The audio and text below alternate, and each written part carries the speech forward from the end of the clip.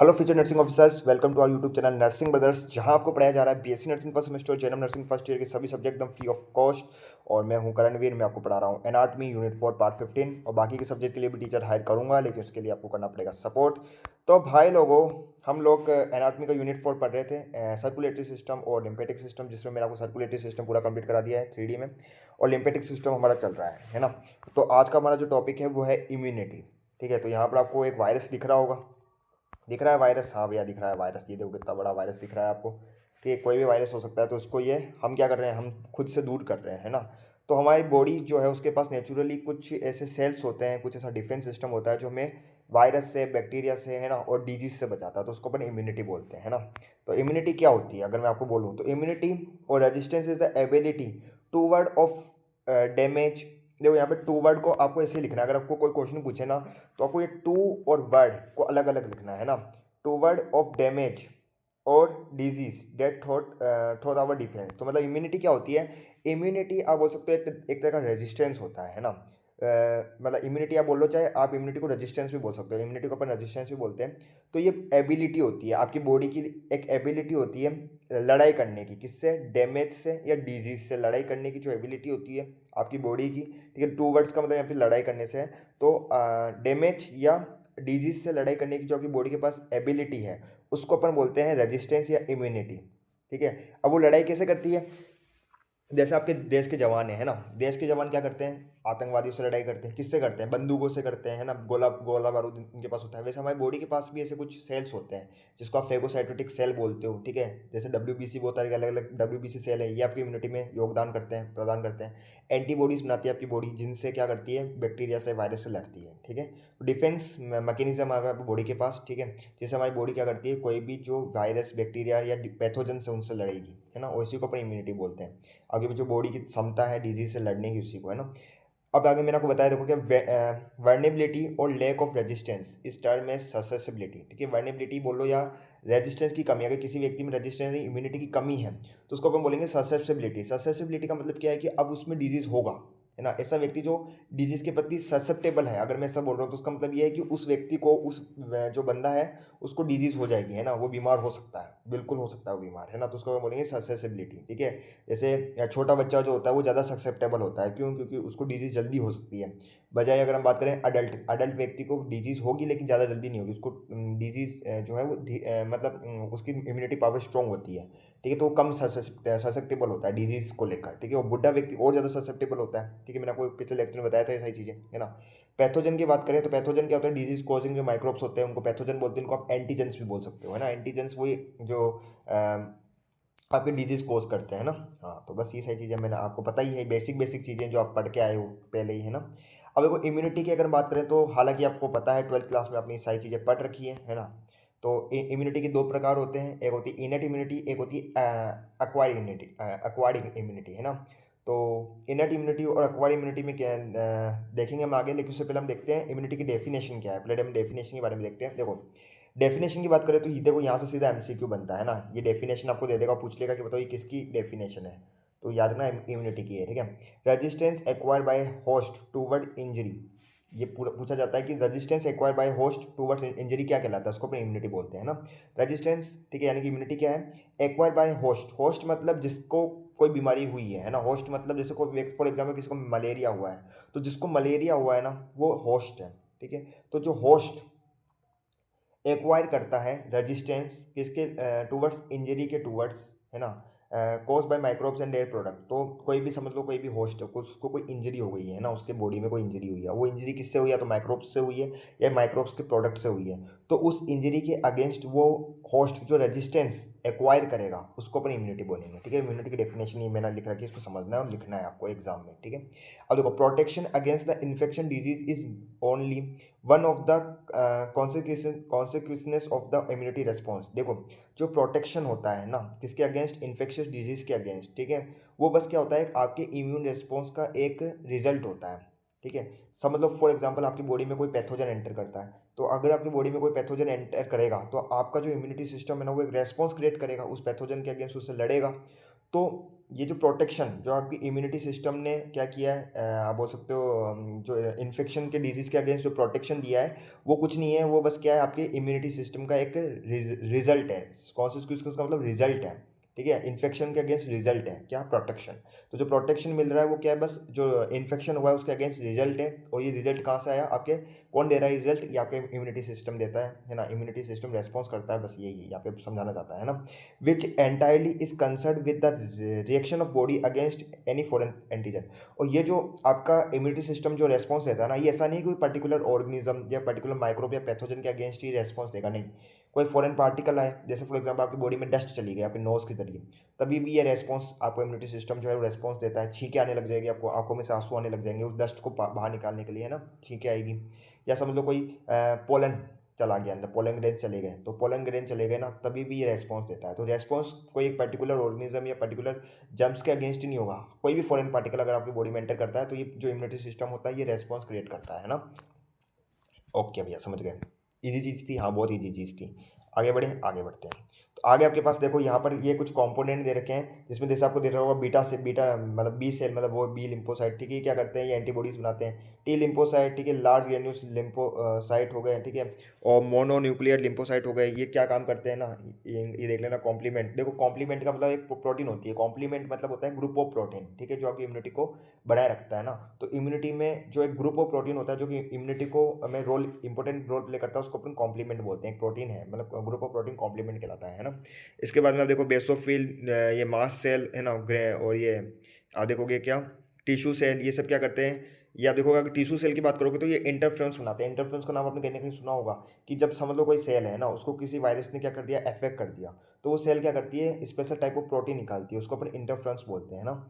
और यहाँ पे सारी चीज़ें हैं, इनको एक बार देख लेना। ओके, आगे बढ़ते हैं। जो मेन मेन चीज़ें उनको देखते हैं। अब देखो, मैं टाइप ऑफ इम्यूनिटी के बारे में आपको बताया था, दो तरह की होती है, इनेट और अडेप्टिव इम्यूनिटी, जिसको अपन एक्वायर्ड इम्यूनिटी भी बोलते हैं। अडेप्टिव इम्यूनिटी बोल दो चाहे एक्वायर्ड, ठीक है। तो इनेट इम्यूनिटी भी दो तरह की होती है, नॉन स्पेसिफिक और स्पेसिफिक। नॉन स्पेसिफिक मतलब जो किसी एक पर्टिकुलर ऑर्गेनिज्म के लिए या पर्टिकुलर माइक्रोब के लिए स्पेसिफिक नहीं है, ठीक है, वो सबके लिए होती है। ओके, कुछ किसी एक पर्टिकुलर ऑर्गेनिज्म या माइक्रोब के लिए स्पेसिफिक नहीं होगी। जबकि स्पेसिफिक क्या होती है, कोई एक पर्टिकुलर डिजीज, कोई एक पर्टिकुलर ऑर्गेनिज्म या पर्टिकुलर पैथोजन के लिए स्पेसिफिक होती है, उसको स्पेसिफिक इनेट इम्यूनिटी बोलते हैं। ओके, और अडेप्टिव में तो क्या होता है, आप पता है कि हम बाहर से क्या करते हैं, जब पैदा होता है व्यक्ति तो उसके बाद में उसमें इम्यूनिटी आती है। इनट इम्यूनिटी तो बचपन से आती है हमारे पास, जब हम पैदा होते हैं तो उसके साथ ही आती है। लेकिन एडेप्टिव इम्यूनिटी या फिर एक्वायर्ड इम्यूनिटी आप बोल सकते हो, ये बाद में मिलती है हमें, ठीक है। अभी कैसे मिल सकती है, नेचुरल, जैसे देखोगे एक्टिव और पैसिव तरह की होती है। अभी इसके बारे में हम देखेंगे आने वाले लेक्चर्स में, एक्टिव पैसिव में क्या अंतर है, ठीक है, तो इनके बारे में हम देखेंगे। देखो टाइप्स ऑफ इम्यूनिटी में एक इनट इम्यूनिटी और एक एक्वायर्ड इम्यूनिटी, ठीक है। इनट इम्यूनिटी में देखो जैसे organs, tissue, cell of the immune system and that you are born with, तो आपके जैसे ऑर्गन हो गए, आपके जो सेल्स हो गए, है ना, इम्यून सिस्टम के, जिनके साथ आप पैदा हुए हो। फॉर एग्जांपल स्किन है, अब आपकी चमड़ी जो है, स्किन है, वो एक एक्वायर्ड इम्यूनिटी का टाइप है, क्योंकि आपकी जो चमड़ी होती है वो पैथोजेंस को आपकी बॉडी में एंटर करने से रोकती है आपकी स्किन। और ये जो स्किन है ये आपको जन्म से मिली है ना, जन्म के बाद में ऐसा तो ना कि किसी ने स्किन चढ़ाई, कवर चढ़ाया आपके ऊपर, डॉक्टर ने ऐसा तो ना किया था। बचपन से पैदा होते हैं तब से होती है हमारे पास स्किन, तो है ना। तो स्किन किसका एग्जाम्पल, हमारे एक्वायर्ड इम्यूनिटी का, सॉरी इनट इम्यूनिटी का। तो आज हम इनट इम्यूनिटी को पढ़ेंगे। अगला लेक्चर जो हमारा आएगा, जो कि लास्ट लेक्चर होगा यूनिट 4 का अगला लास्ट लेक्चर है, 16 वाला लास्ट लेक्चर होगा कल। तो उसमें हम क्या देखेंगे, एक्वायर्ड इम्यूनिटी के बारे में देखेंगे। तो आज इनट इम्यूनिटी को देखते हैं हम। देखो इनट इम्यूनिटी के कंपोनेंट्स की बात करें तो इसमें आपके एसिनोफिल, ये आपके एपिथेलियल बैरियर होते हैं, ठीक है, ये भी इनट इम्यूनिटी का टाइप है, एपिथेलियल बैरियर। फिर mast cell, basophil, natural killer cell, neutrophil, है ना, डेंटेड सेल। ये कॉम्प्लीमेंट का देखो कॉम्प्लीमेंट का मतलब मैंने आपको बताया था, एक प्रोटीन होते हैं, special type protein of group of protein. यहाँ पे लिख लो तुम लोग कॉम्प्लीमेंट का मतलब। देखो यहाँ पर ये क्या होता है, ये क्या होते हैं, ये देखो ये क्या होते हैं, group of proteins, group of proteins होते हैं, मैक्रोफेजेस, ये सब आपके इनट इम्यूनिटी के कंपोनेंट हैं। इनट इम्यूनिटी क्या होता है, यहाँ से सीधा एमसीक्यू बनता है, ठीक है, तो देख लेना। Resistance to infection which an individual possesses by virtue of his genetics and ये कॉन्स्टिट्यूशनल मेकअप। मतलब क्या है कि मतलब इसमें ये होता है कि कोई भी इन्फेक्शन के अगेंस्ट रेजिस्टेंस यानी लड़ने की क्षमता जो कि एक इंडिविजुअल पजेस करता है, लेके आता है बाय ऑफ हिज जेनेटिक्स, उसके जेनेटिक्स से ही। मतलब यहाँ पर जो आप इन्फेक्शन से लड़ने की जो क्षमता होगी ना, आपको आपके जेनेटिक्स से मिलेगी, आपकी जीन्स से। जब आप पैदा हुए तो आपके जेनेटिकली आपको क्या मिलेंगे, ऐसे कुछ फैक्टर मिलेंगे जिससे आप क्या कर सकते हो, डिजीज से लड़ सकते हो, ठीक है। या फिर आपके शरीर की बनावट से आपको क्या मिलता है, प्रोटेक्शन मिलता है आपकी शरीर की बनावट में, जैसे आपकी स्किन है, म्यूकस मेम्ब्रेन है, इन सब से, है ना। Not affected. अब यहाँ पे मेन इंपॉर्टेंट चीज़ देखें कि इनर इम्यूनिटी दो तरह की होती है, एक तो नॉन स्पेसिफिक होती है, एक स्पेसिफिक होती है। नॉन स्पेसिफिक जिसको अपन जनरल इम्यूनिटी बोलते हैं, जो कि सबके लिए सेम रहेगी, है ना। ये इसको कोई फर्क नहीं पड़ता कौन सा पैथोजन आ रहा है ना, कौन सा फॉरेन पार्टिकल है, क्या है, डस्ट पार्टिकल है, पोलन पार्टिकल है, नहीं, सबके लिए होगी, सबको रोकेगा आपकी बॉडी में आने से। जबकि स्पेसिफिक इम्यूनिटी जो होती है, ये किसी एक पर्टिकुलर ऑर्गेनिज्म या पर्टिकुलर पैथोजन के प्रति क्या होती है, रेजिस्टेंट होती है। कोई पर्टिकुलर पैथोजन या पर्टिकुलर और माइक्रो ऑर्गेनिज्म उसके प्रति ये क्या होगी, रेजिस्टेंस होगी, तो उसको बोलेंगे स्पेसिफिक इम्यूनिटी। ये सब आप जानते ही हैं, है ना। अब हम बात करते हैं, देखो कुछ नई चीज़ें देखते हैं। इनर इम्यूनिटी में सबसे पहले आता है स्पीसीज इम्यूनिटी, ठीक है। तो रेजिस्टेंट टू पैथोजन, वही पैथोजन से लड़ने की क्षमता या resistance to pathogen show by all the member of a particular species. किसी एक पर्टिकुलर स्पीसीज के जब सभी member resistance to pathogen show करते हैं ना, मतलब कोई भी पैथोजन उसे लड़ने की क्षमता दिखाते हैं, किसी एक स्पीसीज के सभी मेंबर, तो उसको अपन उसको क्या बोलते हैं कि भाई स्पीसीज इम्यूनिटी है ना। तो स्पीसीज इम्यूनिटी में जैसे मैं फिर एग्जाम्पल की बताऊँ तो एंथ्रासिस इन्फेक्शन होता है ना। ये ह्यूमंस में तो होता है, इंसानों में होता है, लेकिन ये चिकन्स यानी मुर्गा मुर्गियों में नहीं होता। तो यहाँ पे हम क्या देखेंगे कि मुर्गियाँ यानी जो चिकन्स हैं, उनकी जो स्पीसीज़ है वो इस डिजीज़ को लेकर क्या है, रेजिस्टेंट है। तो ये स्पीसीज़ इम्यूनिटी का क्या है, एक एग्जांपल है, क्योंकि ये जो डिजीज़ है ये ह्यूमन में तो हो रही है, लेकिन चिकन में नहीं हो रही है, क्योंकि चिकन जो स्पीसीज़ है वो इस बीमारी से लड़ सकते हैं, उनके पास ऐसा कुछ फैक्टर है उनकी बॉडी में, है ना, उनकी इम्यूनिटी सिस्टम में, जो उनको इस डिजीज़ से बचा रही है। तो ये किसका एग्जाम्पल है, स्पीसीज इम्यूनिटी का। दूसरा आता है रेशियल इम्यूनिटी। देखो रेशियल का मतलब होता है प्रजातियाँ, ठीक है, प्रजाति। जैसे आप देखोगे अफ्रीकन प्रजाति है ना, ह्यूमंस में बता रहा हूँ, ह्यूमंस में अफ्रीकन प्रजाति, अमेरिकन प्रजाति, एशियन प्रजाति है ना, अलग अलग प्रजातियाँ होती हैं, ठीक है। तो जब कोई स्पीसीज डिफरेंट रेसेस में show different in susceptibility to infection within a species, एक स्पीसीज के अंदर भी अलग अलग रेसेस का मतलब जानते हो, प्रजातियां, ना, स्पीसीज सेम है लेकिन प्रजातियां जो है अलग अलग प्रजातियां, वो शो कर सकती है ससेसिबिलिटी टू इन्फेक्शन। इन्फेक्शन को लेकर ससेसिबिलिटी मतलब आप जानते हो ना, इन्फेक्शन को ससेसिबिलिटी जो है वो अलग अलग रेसेस, एक स्पीसीज के अलग अलग जो रेसेस हैं वो शो कर सकते हैं क्या, अलग अलग ससेसिबिलिटी को इन्फेक्शन से रिगार्डिंग, ठीक है। जैसे genetic resistance Plasmodium falciparum malaria resistant in America. जैसे आप देखोगे कि प्लाज्मोडियम ये फाल्सीफेरम जो होता है, एक मतलब प्लाज्मोडियम फाल्सीफेरम से क्या होती है, आपको एक डिजीज़ हो सकती है ना। स्पेलिंग साइड लिखी हुई है, फाल्सीनेरम लिखा हुआ है, यहाँ पे फाल्सीफेरम आएगा, है ना। तो प्लाज्मोडियम फाल्सीफेरम नाम मतलब आपने पढ़ा होगा फाल्सीफेरम के बारे में, प्लाज्मोडियम नाम का मतलब मलेरिया हो जाता है इंसान को, है ना, मस्त दिमागी मलेरिया हो जाता है। तो ये इंडियंस को होता ही नहीं होता है, इंडियंस को होता ही है। लेकिन हम बात करते हैं अफ्रीकन में जो रहने वाले मनुष्य है ना, उनको प्लाज्मोडियम फाल्सीफेरम से जो मलेरिया है वो नहीं होता है, ठीक है, क्योंकि उनकी बॉडी के अंदर जो इम्यूनिटी सिस्टम है वो उसको लेकर रेजिस्टेंट है। लेकिन हम इंडियंस का नहीं, हम इंडियंस में ये होता है। तो यहाँ पे देखो प्रजातियों में जैसे वो भी ह्यूमन ही है, अफ्रीका में रहने वाले जो लोग हैं वो भी इंसान है, हम भी इंसान है, लेकिन उनको ये मलेरिया नहीं हो रहा, लेकिन हमें हो रहा है। ऐसा क्यों है, क्योंकि उनकी इम्यूनिटी में कुछ ऐसा है ना, इम्यूनिटी सिस्टम में, जो उनको इनसे बचा रहा है। और उनके जन्मजात है, उनको बचपन से उनको ऐसा कुछ मिला है, उनके फैक्टर उनके बॉडी में, उनके जीन्स में, उनके जेनेटिक्स में, जिसके कारण वो ये मलेरिया उनको नहीं हो रहा, लेकिन हमें हो रहा है ना, इंसानों को मतलब इंडियंस को हो रहा है ये चीज़, ठीक है। तो ये बता दिया रेशियल इम्यूनिटी का एग्जांपल। वैसे देखो इंडिविजुअल इम्यूनिटी, देखो यहाँ पे क्या लिखा है, resistant to infection varies with different individual of the same race and species. तो किसी भी इन्फेक्शन को लेकर रेजिस्टेंस मतलब उसको लेकर लड़ने की क्षमता है वो अलग अलग व्यक्तियों में अलग अलग हो सकती है। कोई हो सकता है किसी की इम्यूनिटी बहुत ज़्यादा स्ट्रॉन्ग हो, ठीक है, और हो सकता है किसी की इम्यूनिटी बहुत कमज़ोर हो। कोई ऐसा व्यक्ति हो सकता है जिसको कोई बीमारी नहीं हो, और कोई ऐसा व्यक्ति भी हो सकता है देखो जिसको दुनिया भर की सारी बीमारियाँ, उसको बीपी भी है, उसको शुगर भी है, उसको मलेरिया, उसको टाइफाइड, उसको टीबी, उसको सब है। हो सकता है कोई ऐसा व्यक्ति भी हो ना जिसकी इम्यूनिटी बिल्कुल ख़राब हो। तो अलग अलग व्यक्ति में अलग अलग जो इम्यूनिटी है लड़ने की क्षमता है वो अलग अलग होती है, एक ही स्पीसीज और एक ही रेस के अलग अलग व्यक्तियों में, है ना। एग्जाम्पल के लिए मैं तो बताऊँ तो होमोजाइगस क्या होता है, होमोजाइगस ट्विंस, मतलब होमोजाइगस का मतलब ऐसे हैं कि बच्चे जो है ना, जैसे दो जुड़वा हैं, और जुड़वा जो है वो ऐसे हैं। होमोजाइगस का मतलब ये होता है कि एक ही अंडे से जब दो बच्चे बनते हैं, समझ लो एक ही एग है ना, जैसे मैं बोलूँ तुम्हें, जैसे ये एग है, अब ये एक एक आगे जाके क्या बन गया, दो जायगोट में बदल गया, और दो जायगोट से दो बच्चे बन गए, है ना। तो एक एक ही था, इसी से दो जायगोट बन रहे हैं और फिर दो बच्चे बन रहे हैं, तो उनको अब हम होमोजाइगस ट्विंस बोलते हैं ना। अब एक एग्जांपल के लिए समझो, तुम्हारे पास एक ये है और एक ये है ना। ये एक बच्चा है जिसका नाम है ए, और एक और बच्चा है इसका नाम है बी। दोनों होमोजाइगस है ना, यानी कि दोनों एक ही अंडे से बने हुए बच्चे हैं, और दोनों होमोजाइगस ट्विंस है ना, जुड़वा बच्चे हैं, वो भी होमोजाइगस वाले। समझ लो ए वाला जो बच्चा है इसको ट्यूबरकोलिसिस जो बीमारी है वो हो गई, तो बी वाले को भी हो जाएगी ना। अगर ए वाले बच्चे को ट्यूबरकुलोसिस हो गई, समझ लो, हो ना, तो बी वाला बच्चे के सामने अगर पास में कोई ट्यूबरकुलोसिस वाला बंदा आता है इसके कांटेक्ट में, बी वाले बच्चे के कांटेक्ट में, तो उसको भी ट्यूबरकुलोसिस हो जाएगा। लेकिन अगर समझ लो ए वाला बच्चा है उसको ट्यूबरकुलोसिस नहीं हुआ, है ना, तो बी वाले को भी नहीं होगा। यानी कि इन दोनों के जेनेटिक्स जो जीन्स होते हैं ना वो सेम होते हैं। जीन्स क्या होते हैं, सेम होते हैं। तो जिस बीमारी को लेकर ए वाला रेजिस्टेंट है उस बीमारी को लेकर बी वाला भी रेजिस्टेंट होगा, और जिस बीमारी को लेकर ए वाला रेजिस्टेंट नहीं है ना उस बीमारी को लेकर बी वाला भी रेजिस्टेंट नहीं होगा। ठीक है, तो ये होमोजाइगस ट्विंस की बात होती है। हेट्रोजाइगस ट्विंस क्या होते हैं, हेट्रोजाइगस ट्विंस का मतलब ये है कि अलग अलग अंडे, देखो है तो ट्विंस ही है तो जुड़वा, लेकिन अलग अलग अंडों से बने हैं। ठीक है, समझ में आ रहा है ना। दो अंडे होंगे तो एक अंडे से एक जुड़वा बना, एक दूसरे अंडे से दूसरा बच्चा बना, दोनों जुड़वा है लेकिन हेट्रोजाइगस है, मतलब अंडा एक नहीं था, अंडे अलग अलग थे, है ना। तो इसमें अगर तुम्हें मैं बताऊं तो वही बात है, समझ लो ए और बी है ना। समझ, इस बार हम कुछ और ले लेते हैं ताकि आपको समझ में आए। एक है एक्स, ठीक है, बच्चा, और एक है वाई बच्चा, ठीक है। अब ए वाले एक बच्चे को समझ लो तुम्हें क्या हो गया, ट्यूबरकुलोसिस हो गया, है ना। ए वाले को क्या हो गया, ए वाले को ट्यूबरकुलोसिस हो गया। तो भैया बी वाले को ट्यूबरकुलोसिस हो भी सकता है, ठीक है, हो भी सकता है और नहीं भी हो सकता है। ठीक है, अब वो डिपेंड करता है कि अब जरूरी नहीं है होगा और नहीं होगा, हो भी सकता है नहीं भी हो सकता है। ठीक है, तो समझ लो कोई एक बच्चा था एक्स और इसको ट्यूबरकुलोसिस हो गया, तो वाई वाले को हो भी सकता है नहीं भी हो सकता है, क्योंकि ये हेट्रोजाइगस ट्विंस है। हेट्रोजाइगस ट्विंस का मतलब क्या है कि इनका जीन जो है वो सेम नहीं है ना। हेट्रोजाइगस का मतलब क्या है, इनमें जीन सेम नहीं होते हैं। होमोजाइगस में जीन सेम रहते हैं, इनमें जीन्स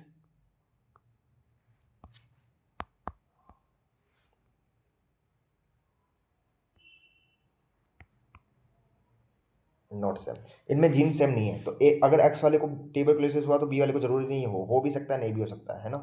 जबकि होमोजाइगस में क्या था कि अगर ए वाले को ट्यूबरकुलोसिस हुआ था तो बी वाले को भी होगा, ए वाले को नहीं हुआ तो बी वाले को नहीं होगा। ठीक है, जैसे समझ लो इसमें एक्स वाले को नहीं होता, अगर इसमें एक्स वाले को ट्यूबरकुलोसिस समझ लो नहीं हुआ, है ना, इसको ट्यूबरकुलोसिस नहीं हुआ, तो बी वाले को हो भी सकता है नहीं भी हो सकता है ना। दोनों के जीन सेम नहीं होते हैं हेट्रोजाइगस में।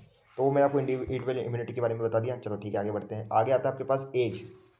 देखो, ये जो इनर इम्यूनिटी है इसको क्या क्या चीज़ें इफेक्ट करती है, ठीक है। तो सबसे पहले एज आता है। इन foetus immunity system is immature, ठीक है। तो अगर आप फीटस की बात करते हो तो उसमें जो इम्यूनिटी सिस्टम होता है वो इनमेच्योर होता है। और in old age there is a gradual waning of the immunity system, और जैसे जैसे बंदा बुढ़ा होता जाता है तो वहाँ पे क्या होता है कि जो इम्यूनिटी सिस्टम है कमज़ोर होता जाता है, कम कम कम कमज़ोर होता जाता है। आप देखो बुढ़े लोगों का इम्यूनिटी सिस्टम बहुत कमज़ोर होता है, इसलिए बुढ़े लोगों को सारी बीमारियाँ होती है दुनिया भर की, है ना। ओके, ओके, आगे अगर आप देखो जैसे चिकन पॉक्स है ना, तो ये हाईली छोटे बच्चों में ज़्यादा देखने को मिलता है चिकन पॉक्स, अडल्ट में इतना नहीं होता चिकन पॉक्स, है ना। आगे देखोगे हार्मोनल, देखो enhance sensitivity to the infection such as, देखो बहुत सारे ऐसे हार्मोन होते हैं जिसके कारण भी आपकी जो इम्यूनिटी है वो कमज़ोर हो सकती है ना, इनर इम्यूनिटी पे जो है वो वीक हो सकती है। जैसे डायबिटीज़ मेलिटस किसी को हो गया तो उस पर इम्यूनिटी जो है उस कमज़ोर हो जाएगी, है ना। हाइपोथायरॉयडिज्म इन अडल्ट, अगर अडल्ट में थायराइड की कमी हो गई, ठीक है, हाइपोथायरॉयडिज्म का मतलब क्या है, थायराइड हार्मोन की कमी होना। तो अगर अडल्ट में हाइपोथायरॉयडिज्म यानी थायराइड हार्मोन की कमी हो गई ना, तो भी आप बोलोगे क्या कि इसको क्या हो चुका है, उसकी इम्यूनिटी कमजोर हो जाएगी, है ना, वो है ना ससेप्टेबल हो जाएगा डिजीज को लेकर। बात करें एड्रिनल डिसफंक्शनल, किसी का एड्रिनल ग्लैंड अच्छे से काम नहीं कर रहा है, एड्रिनल ग्लैंड डिसफंक्शन हो गया, तो भी इम्यूनिटी जो है वो वीक हो जाएगी। न्यूट्रिशन की बात करें तो माल न्यूट्रिशन का मतलब न्यूट्रिशन की कमी, है ना। अगर किसी को अच्छा खाना नहीं मिल रहा है ना, पौष्टिक खाना नहीं मिल रहा है, तो उसकी भी इम्यूनिटी ऑब्वियसली बात है कमज़ोर हो जाएगी ना, उसकी इम्यूनिटी पे भी इसका अफेक्ट पड़ेगा। इससे इससे उसको बैक्टीरियल इन्फेक्शन हो सकते हैं, है ना। Both humoral and cell mediated immunity जो है ना वो रिड्यूस हो जाती है माल न्यूट्रिशन के कारण। तो ये ह्यूमरल और सेल मेडिएटेड इम्यूनिटी के बारे में हम आगे डिटेल में पढ़ेंगे कि क्या होता है। तो माल न्यूट्रिशन के कारण क्या होता है कि बेसिकली जो ह्यूमरल, और जिसके बारे में मैं आपको बताऊंगा डिटेल में क्या होता है, तो ये जो ह्यूमरल और सेल मेडिएटेड इम्यूनिटी है ना, ये भी रिड्यूस हो जाती है किसके कारण, माल न्यूट्रिशन के कारण। माल न्यूट्रिशन का मतलब जानते हो ना, जब पोषित खाना नहीं मिलता, ठीक है, अच्छा खाना नहीं मिलता तो उसको बोलते हैं ना। फिर आपके पास आता है मैकेनिज्म ऑफ इनट इम्यूनिटी। तो कुछ इम्यूनिटी के इनट इम्यूनिटी के कुछ मैकेनिज्म है, जिसमें सबसे पहला जो मैकेनिज्म आपके पास आता है वो आता है स्किन, मतलब हम इम्यूनिटी के इनर इम्यूनिटी के बारे में देखने वाले हैं कि कौन कौन से ऐसी चीज़ें हैं जो आपके इनर इम्यूनिटी प्रोवाइड कराती है। सबसे पहले स्किन है। It act as a mechanical barrier to micro organism and provide bacterial secretion. तो देखो, it act as a mechanical barrier, ये आपके मैकेनिकल बैरियर की तरह एक्ट करता है ना माइक्रो ऑर्गेनिज्म से अगेंस्ट। कोई भी अगर माइक्रो ऑर्गेनिज्म आपकी बॉडी में एंटर करना चाहेगा तो उसको एंटर करने से कौन रोकता है? आपकी स्किन रोकती है। आपकी स्किन सब जगह है ना, हाँ, तो वो क्या करती है, आपके जो भी बैक्टीरिया है उसको अंदर बॉडी के अंदर एंटर करने से रोकती है। एंड प्रोवाइड बैक्टीरियल सेक्रेशन, और कुछ बैक्टीरियल सेक्रेशन भी प्रोवाइड कराती है ना। तो यहाँ पे लिखा हुआ है क्या? बैक्टीसाइडल है ना, बैक्टीसाइडल सेक्रेशन भी प्रोवाइड कराती है ताकि वो बैक्टीरिया को मारने के लिए क्या कराती है? बैक्टीसाइडल सेक्रेशन। देखो, आपके जो स्किन है उसके ऊपर कुछ माइक्रो फ्लोरा प्रेजेंट होता है ना, याद रखना, ये बहुत इंपॉर्टेंट चीज़ बोल रहा हूँ। आपकी स्किन के ऊपर कुछ माइक्रो फ्लोरा प्रेजेंट होते हैं, ठीक है, और म्यूकस मेम्ब्रेन पे भी प्रेजेंट होते हैं ये, ठीक है। Help to prevent colonisation of the bacteria pathogen. तो समझ लो आपकी स्किन पे कोई बैक्टीरिया की कॉलोनी बनाना चाहते हैं ना, कॉलोनी बनाना चाहते हैं आपकी स्किन पे या म्यूकस मेम्ब्रेन पे, तो उनको कॉलोनी बनाने से कुछ आपके माइक्रोफ्लोरा होते हैं जो कि आपकी स्किन पे और मतलब म्यूकस मेम्ब्रेन प्रेजेंट होते हैं। तो ये जो माइक्रोफ्लोरा होते हैं ये बैक्टीरिया को या पैथोजन को कॉलोनी नहीं बनाने देते, मतलब उनको इकट्ठा नहीं होने देते आपकी स्किन पे और म्यूकस मेम्ब्रेन पे। तो ये बहुत ज़रूरी है आपकी बॉडी के लिए, क्या? आपकी स्किन में माइक्रोफ्लोरा का प्रेजेंट होना बहुत ज़रूरी होता है ताकि जो पैथोजन है वो कॉलोनी नहीं बना पाए आपकी स्किन पे या म्यूकस सरफेस पे। Alteration of normal resident flora may lead to the invasion of the extraneous microbes and thus causing the serious disease. अगर ये जो माइक्रोफ्लोरा है ये आपकी बॉडी, अगर आपकी स्किन से यहाँ से क्या होगा, गायब होगा, अल्ट्रेशन हो गया इनका, तो इससे क्या हो सकता है? इससे माइक्रोब्स जो है वो कॉलोनी बना सकते हैं और डिजीज़ हो सकती है। तो स्किन के ऊपर फिर क्या हो जाएगा, जो माइक्रोब्स होगा उनका कॉलोनी बनना शुरू हो जाएगी, पैथोजन की कॉलोनी बनना शुरू हो जाएगी, और फिर आपको डिजीज़ हो सकती है, सीवियर डिजीज़ हो सकती है ना। तो ये भी समझने वाली चीज़ें हैं, है ना। ओके, आगे बढ़ते हैं। तो ये तो स्किन की बात हो गई। अगला आपके पास आता है रेस्पिरेटरी ट्रैक्ट, आपकी जो सांस नली जो पूरी है उसकी बात करें तो inhale particles are arrested in the nasal. जब जैसे जैसे आपने कोई सांस लिया तो कोई फॉरेन पार्टिकल, समझ लो डस्ट पार्टिकल या पैथोजन आपके नोज स्टिल, मतलब नाक के जरिए क्या हुआ, आपके नोज के जरिए आपके अंदर एंटर कर दिया, रेस्पिरेटरी ट्रैक्ट में एंटर कर दिया, तो उसको पकड़ लिया जाता है किसके द्वारा? नज़ल पैसेज, मतलब नज़ल पैसेज जानते हो ना, ये जो आपका नाक का जो ये है पैसेज है ना, यहाँ पर इसको पकड़ लिया जाता है, ठीक है, ऑन द मॉइस्ट म्यूकस के द्वारा। म्यूकस जानते हो, सेडा जिसको आप बोलते हैं, तो सेडे के द्वारा मेम्ब्रेन सरफेस पे। तो आपके नाक में क्या होता है? म्यूकस होता है, आपके नोज में म्यूकस होता है। म्यूकस का क्या काम है? जो भी फॉरेन पार्टिकल है, पैथोजन, डस्ट या पोलन पार्टिकल या कोई भी बैक्टीरिया, माइक्रोब्स, तो उनको ये ट्रैप कर लेता है ना, आपके अंदर लंग्स में नहीं जाने देता उसको, है ना, अंदर अंदर जो ट्रेकिया और ये जो अंदर लंग्स वाला एरिया है, लंग्स में इनमें नहीं जाने देता, बाहर ही नोज में पकड़ लिया जाता है। Mucus membrane act as a trapping mechanism, है ना। तो म्यूकस मेम्ब्रेन जो होती है वो एक ट्रैपिंग मैकेनिज्म की तरह एक्ट करती है ना। हेयर लाइक सीलिया होते हैं इसके पास, hair like cilia propels the particle toward pharynx, ठीक है। और ये जो हेयर लाइक पार्टिकल, आप पता होगा अपने सीलिया, इस तरीके के सीलिया होते हैं ना, इसलिए म्यूकस मेम्ब्रेन है तो उसमें सीलिया होते हैं, ये हमेशा क्या करते रहते हैं? मूव करते रहते हैं। इनका काम क्या होता है? जो भी म्यूकस है उसको फेरिंग्स में लाना और फेरिंग्स से बाहर की तरफ भेजना आपके माउथ में, ठीक है। आपको पता होगा बहुत बार आपका जो म्यूकस होता है माउथ में आ जाता है, आप फिर आप उसको थूक देते हो या निगल जाते हो, निगलने से वो स्टमक में जाता है, फिर स्टूल के जरिए बाहर निकल जाता है, लेकिन वो लंग्स में नहीं जा पाता। लंग्स में तो नहीं जाना चाहिए, अगर लंग्स में चला गया तो क्या हो जाएगा? लंग्स जो है उनमें डिजीज़ हो जाएगी, है ना। तो लंग्स डिजीज़ हो सकती है अगर ये फॉरेन पार्टिकल लंग्स में चले गए तो। Okay, cough reflex act as a different mechanism. Cough reflex जो है, जैसे फॉर एग्जांपल आपने कभी देखा होगा, जब हम कभी खाना खाते हैं और अचानक से कुछ बोलते हुए खाना खाते हैं या पानी पी लेते हैं, तो अचानक से क्या होता है कि जो पानी होता है या कभी कभी जो खाना होता है वो हमारे विंड पाइप में चला जाता है ना, जो श्वास नली उसमें चला जाता है, तो अचानक से हमें खांसी आती है ना, तो कफ रिफ्लेक्स बोलते हैं उसको ना। अचानक से फिर आप जब खाना आपके कहाँ पे चला गया? विंड पाइप में, यानी श्वास नली में, तो आप खांसते हो, आपको खांसी आ जाती है, तो वो अच्छी चीज़ है। क्यों? क्योंकि अगर ऐसा नहीं होगा तो फिर खाना और जो पानी है वो आपके विंड पाइप में चला जाएगा, और विंड पाइप में अगर चला गया तो फिर आपको क्या हो सकता है? तो आपको नमूनिया हो सकता है ना, जो है लंग्स में पानी जाएगा, तो ऑब्वियसली बात है ये हार्मफुल है आपके लिए, है ना। तो ये चीज़ भी होना जरूरी होती है। कफ रिफ्लेक्स भी कहीं ना कहीं हमें डिफेंस मैकेनिज्म के रूप में काम करता है ना। रेस्पिरेटरी ट्रैक्ट देख लिया, अब इंस्टिट्यूशनल ट्रैक्ट देखो। माउथ पे से सलाइवा, जैसे आप माउथ में आपकी सलाइवा होता है ना, तो saliva which has a immunity fact which has a inhibitory effect on many microbes. तो इसके ये क्या करता है, जो माउथ में जो सलाइवा होता है ये बहुत सारे माइक्रोब्स को मुंह में मार देता है ना। तो आपके जो सलाइवा है ये भी कहीं ना कहीं बहुत सारे माइक्रोब्स को खत्म कर देता है। Some bacteria destroy by acidic pH of the gastric juice. अगर समझ लो कोई बैक्टीरिया आपके पेट में चले भी गए, तो आपके पेट में जो गैस्ट्रिक जूस है, जो स्टमक जो जूस निकालता है गैस्ट्रिक जूस, उसमें उसका पीएच एसिडिक होता है, उसमें HCl प्रेजेंट होता है, HCl बहुत ज़्यादा एसिडिक है, तो ये उन बैक्टीरिया को जीने नहीं देता, वहाँ पे पनपने नहीं देता। तो आपके स्टमक में जो बैक्टीरिया है वो जीवित ही नहीं रह पाते हैं, वहाँ पे वो पनप ही नहीं पाते हैं, क्योंकि वहाँ पे क्या है, वहाँ पे HCl है और वो एसिडिक है, तो एसिड उसको खत्म कर देता है, मैक्रोब्स को। Normal bacteria flora of intestine exert a protective colonisation and pathogenic bacteria.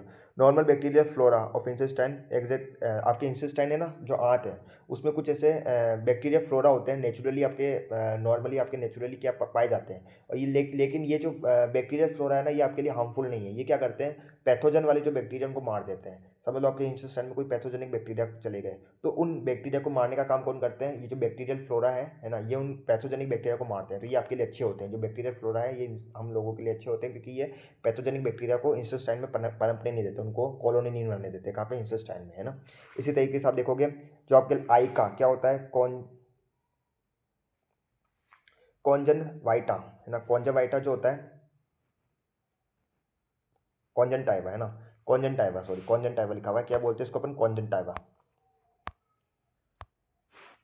कॉन्जनटाइवा of I, कॉन्जनटाइवा of आई, यहाँ पे आगे आई भी लिखो यार तुम लोग, कॉन्जनटाइवा ऑफ आई, जानते होंगे आप तो कॉन्जनटाइवा ऑफ आई क्या होता है ना। तो आपकी आंखों में से जैसे आप देखोगे आंसू निकलते हैं, टीयर्स निकलते हैं। इन टीयर्स में क्या होता है, यहाँ पे कुछ लिए जाएगी, ऐसा लिखना है, यहाँ पे लिखो क्या होगा, लाइसोसाइम। तो जो आपकी आंखों में से जो आंसू निकलते हैं ना, कॉन्जनटाइवा ऑफ आई, यहाँ से क्या निकलते हैं, आंसू निकलता है, आंसू मतलब टीयर्स निकलते हैं। उन टीयर्स में होता है लाइसोसाइम। ये लाइसोसाइम एक एंजाइम है जो कि क्या करता है, बैक्टीरिया को मार देता है ना, बैक्टीरिया को मारने की प्रॉपर्टी होती है इसके पास। Help in flushing away bacteria. तो ये जब आप रोते हो तो आपकी आंखों में समझ लो कोई बैक्टीरिया है ना, या कोई भी पैथोजन है, तो वो आपके आंसुओं के साथ क्या हो जाएंगे, फ्लश आउट हो जाएंगे, बाहर निकल जाएंगे। इसलिए हम बोलते हैं कि कभी कभी रोना भी सही है ना। रोज़ एक बार तो रोना ही चाहिए भैया, हम तो रोज़ रात को उसको याद करते हुए रोते हैं। अभी मुझे एक शायरी याद आ गई, है ना, अभी अभी ने मैंने इस चीज़ को पढ़ के, मतलब ये जो हम पढ़ रहे हैं इसको देख कर मैंने एक शायरी बना दी है। तो सोच रहा हूँ आपको एक शायरी सुना देते हैं, फिर हम आगे बढ़ते हैं। तो शायरी कुछ इस प्रकार है, अगर अच्छी लगे तो वाह वाह कर देना।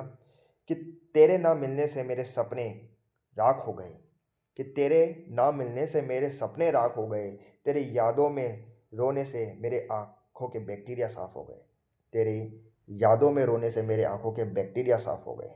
तो अगर शायरी अच्छी लगी हो तो वाह वाह ठोक देना, है ना। और आगे बढ़ जाते हैं हम। तो आगे आपके पास आता है गैस्ट्रो यूरिनरी ट्रैक्ट, जिसको आप यूरेथ्रा बोलते हो। ओके, तो यहाँ से देखो फ्लशिंग एक्शन ऑफ यूरिन। तो यूरिन जैसे फॉर एग्जांपल जब हम यूरिन करते हैं ना, टॉयलेट करते हैं, चाहे फीमेल हो चाहे मेल हो, तो हमारे यूरिनरी ब्लैडर में भी हो सकता है कुछ पैथोजन हो या बैक्टीरिया हो, तो उनका वहाँ पे पनपना ऑब्वियसली बात है, यूरिनरी ब्लैडर में या यूरेथ्रा में, वेजाइनल ट्रैक्ट में, सही नहीं है ना। तो कुल मिला के ये है कि यूरिनरी ट्रैक्ट जो है आपका, जहाँ से आप टॉयलेट करते हो, तो वहाँ पर अगर पैथोजन है तो उनको बाहर निकालने के लिए क्या ज़रूरी है, उनको बाहर निकालना ज़रूरी है। तो कैसे निकलेंगे, तो जब आप टॉयलेट करते हो ना, तो टॉयलेट जो होता है वो बहुत ज़्यादा प्रेशर से बाहर निकलता है ना, उसका प्रेशर बहुत ज़्यादा होता है। तो उस प्रेशर के कारण क्या होगा कि जो पैथोजन होंगे वो भी बाहर निकल जाएंगे टॉयलेट के साथ, हाई प्रेशर होता है ना। तो यहाँ पे फ्लशिंग का मतलब ये है, फ्लशिंग एक्शन का मतलब हाई प्रेशर के साथ जब हम टॉयलेट करते हैं, तो जो हमारा यूरिनरी ट्रैक्ट है, तो वहाँ से जितने भी पैथोजन होते हैं वो टॉयलेट के साथ हाई हाई प्रेशर के कारण बाहर निकल जाते हैं। तो ये भी कहीं ना कहीं नेचुरली क्या है, एक बैरियर है अगेंस्ट द पैथोजन, है ना, इनर इम्यूनिटी का पार्ट है। अब यहाँ पे आपके पास आता है एंटी बैक्टीरियल सब्सटेंस। देखो non specific anti bacterial substance present in the body and tissue. कुछ non specific anti bacterial substance होते हैं ब्लड में, आपके ब्लड में प्रेजेंट होते हैं नेचुरली, और टिश्यू में। सब्सटेंस लाइक ये प्रोपर्डिन नाम का सब्सटेंस होता है, कॉम्प्लीमेंट आपको पता है, ग्रुप ऑफ प्रोटीन, ठीक है, लाइसोसाइम, है ना, beta lysine, bacteria basic polypeptide, interference. Interference के बारे में आपने पता होगा क्या, कि जैसे समझ लो ये कोई सेल है ना, मैं आपको बताता हूँ इंटरफ्रेंस क्या होते हैं। ये कोई सेल समझ लो, ये कोई सेल है ना, और इस पे ये वायरस है, इन वायरस ने सेल पे हमला कर दिया। तो ये जो सेल है ना, ये नेचुरली कुछ ऐसे प्रोटीन्स निकालती है, इनको क्या बोलेंगे, प्रोटीन्स, है ना। इन प्रोटीन्स को अपन क्या बोलते हैं, इंटरफ्रॉन्स बोलते हैं। ये प्रोटीन्स आपके इंटरफ्रॉन्स हैं, और ये जो प्रोटीन्स है ये क्या करेंगे कि जो हेल्दी सेल हैं, जो सेल अभी तक इन्फेक्ट नहीं हुआ है, उनको वायरस से बचाएगा, है ना। तो ये इंटरफ्रॉन्स का क्या काम होता है कि जो हेल्दी सेल हैं, जो अभी तक इन्फेक्शन नहीं हुआ है जिनको, उनको इन वायरस से बचा लेता है, बस यही है इसका काम। तो interferons which has anti viral activity. Complement system plays an important role in destruction of pathogenic micro organism that involve blood and system. तो कॉम्प्लीमेंट सिस्टम वही ग्रुप ऑफ प्रोटीन होते हैं ये, तो ये इंपॉर्टेंट रोल प्ले करते हैं ना पैथोजन को मारने के लिए, पैथोजेनिक माइक्रोब्स को मारने में, जो कि ब्लड में या टिश्यू में आ चुके हैं, है ना। तो ये आपके कुछ एंटी बैक्टीरियल सब्सटेंस की भी हमने बात कर ली। फिर सेलुलर फैक्टर की बात करें तो when infection cause the barrier of the epithelial surface tissue factor come into play to for defence. समझ लो कोई इन्फेक्शन है और उसने क्या कर दिया, आपके एपिथेलियल सरफेस को पास आउट कर दिया, मतलब वही आपकी स्किन से, म्यूकस मेम्ब्रेन से, है ना, इनसे वो अंदर घुस गए, इनको उन्होंने पास आउट कर दिया। तो अब वो आपकी सेल सही के अंदर घुस गए। तो अब जो टिश्यू है ना, टिश्यू फैक्टर, वो इंपॉर्टेंट रोल प्ले करते हैं आपके डिफेंस में। अब अंदर आपके कुछ ऐसे सेल्स होंगे जो उन बैक्टीरिया को मारेंगे। अब बैक्टीरिया अंदर एंट्री कर चुका है, कोई भी पैथोजन है वो एंट्री कर चुका है, तो अब उससे लड़ाई करने का काम कौन करेगा, कुछ सेल्स करेगी। तो यहाँ पे क्या लिखा है, inflammatory reaction caused by the accumulation of the pathogen phagocytes at the site of infection. अब मैं आपको बहुत अच्छी चीज़ समझाने वाला हूँ, समझना। इन्फ्लेमेशन का मतलब होता है स्वेलनेस, ठीक है, आपकी बॉडी में कहीं ना कहीं रेडनेस हो जाती है जिसको हम बोलते हैं, या स्वेलिंग हो जाती है जिसको आप बोलते हैं सूजन आ जाती है। तो ये सूजन आना, स्वेलिंग होना, ये क्यों होता है, जब आपके फेगोसाइट्स जानते हो, जो फेगोसाइटोटिक सेल होती है ना, तो जब आपके जो फेगोसाइट्स होते हैं वो क्या होते हैं, एक्यूमुलेट हो जाते हैं। एक्यूमुलेशन का मतलब होता है इकट्ठा होना। तो जब आपके फेगोसाइट्स इकट्ठा होंगे कहाँ पे, साइट ऑफ इन्फेक्शन, जहाँ पे आपकी बॉडी में इन्फेक्शन हुआ है, वहाँ पे जाके जब आपके फेगोसाइट्स इकट्ठा होंगे ना, तो उसके कारण क्या होगा, इन्फ्लामेटरी रिएक्शन आएगी, मतलब वही स्वेलिंग आना, रेडनेस होना, ये सब होगा। तो ये सब कब होगा, जब फेगोसाइट्स क्या होंगे, इन्फेक्शन की साइड पे, जहाँ पे इन्फेक्शन हुआ वहाँ पे जाके क्या हो जाएंगे, इकट्ठे होंगे, है ना। And deposition of the fibrin एक स्पेशल टाइप का प्रोटीन होता है जो क्या करता है पता है, जहाँ पे इन्फेक्शन हुआ है ना वहाँ पे एक नेटवर्क बना लेता है ना, ये नेटवर्क इस तरीके का नेटवर्क बना लेता है, और ये क्या करेगा, जितने भी पैथोजन हैं उन सबको ट्रैप कर लेगा, ताकि पैथोजन आगे दूसरी बॉडी पार्ट में नहीं पहुंचे और दूसरे बॉडी पार्ट को इन्फेक्ट नहीं कर पाए। ठीक है, तो ये जो फाइब्रिन होता है ये इन्फेक्शन वाली साइड पे जाके एक नेटवर्क बना लेता है, जहाँ पे जितने भी पैथोजन है उनको ऐसे ट्रैप कर लेगा, ताकि क्या हो कि जो इन्फेक्शन है वो आगे नहीं बढ़ पाए। विच इंटेंगल का ऑर्गेनिज्म, इंटेंगल मतलब वही टैप कर लेना, है ना, to act as a barrier spread of the infection, ताकि ये इन्फेक्शन को स्प्रेड होने से बचा सके, बैरियर बन जाएगा एक तरीके से, है ना। फेगोसाइटोटिक सेल इजेक्ट दिस ऑर्गेनिज्म, और फेगोसाइट्स देखो यहाँ पे फेगोसाइट्स है ना, तो फेगोसाइटोटिक सेल क्या करेंगे, जो भी वहाँ पे माइक्रो ऑर्गेनिज्म है, ठीक है, पैथोजन, उनको इंजेक्ट कर लेंगे, मतलब उनको इंगल्फ कर लेंगे, उनको निगल लेंगे, ठीक है, एंड उनको डिस्ट्रॉय कर देंगे। तो ये सारी चीज़ें हो गई सेलुलर फैक्टर में। अब देखो ये फेगोसाइटेटिक एक्शन होता कैसे है, इसके अलग अलग स्टेप है, 4 स्टेप आपको याद रखने हैं। सबसे पहले आता है केमोटैक्सिस। इसमें क्या होता है, देखो जब आपके बॉडी में कहीं पे इन्फेक्शन हो गया समझ लो, तो वहाँ से कुछ केमिकल्स निकलेंगे, और ये केमिकल्स क्या करेंगे, जो फेगोसाइटोटिक सेल है ना उनको अपने तरफ बुलाएंगे। अब देखो फेगोसाइटोटिक सेल को कैसे पता चलेगा कहाँ पे इन्फेक्शन हुआ है, तो वहाँ पे जाने के लिए कुछ केमिकल्स होंगे जो फेगोसाइटोटिक सेल को कहाँ लेके जाएंगे, वहाँ पे जहाँ पे इन्फेक्शन हुआ है ना। तो phagocytes is the site of infection, जो फेगोसाइट्स है वो साइट ऑफ इन्फेक्शन को जाएंगे कैसे, attached by chemical by chemotactic substance. तो कुछ केमिकल्स होते हैं उनसे अटैच हो जाएंगे फेगोसाइटोटिक सेल, और फिर वहाँ पे इन्फेक्शन के पास चले जाएंगे जहाँ पे इन्फेक्शन हुआ है, तो उसको केमोटैक्सिस बोलते हैं। फिर अटैचमेंट, अब जैसे वहाँ पे इन्फेक्शन, जहाँ पे इन्फेक्शन हुआ है वहाँ पे पहुँच गए फेगोसाइट्स, अब वो क्या करेंगे, जो भी माइक्रोब्स है या पैथोजन उनके साथ अटैच हो जाएगा, है ना, उनके साथ अटैचमेंट हो जाएगा, फेगोसाइटोटिक सेल और माइक्रोब्स आपस में क्या होंगे, अटैच हो जाएंगे। अब यहाँ पे क्या होगा, इंजेशन। इंजेशन का मतलब क्या है, देखो यहाँ पे समझना, इंजेशन का मतलब क्या होता है, जैसे समझ लो ये कोई फेगोसाइटोटिक सेल है ना, इसमें न्यूक्लियस है इसका, और ये कोई बैक्टीरिया है, ओके। तो अब यहाँ पे क्या होगा पता है, यहाँ पे कुछ इस प्रकार आप देखोगे,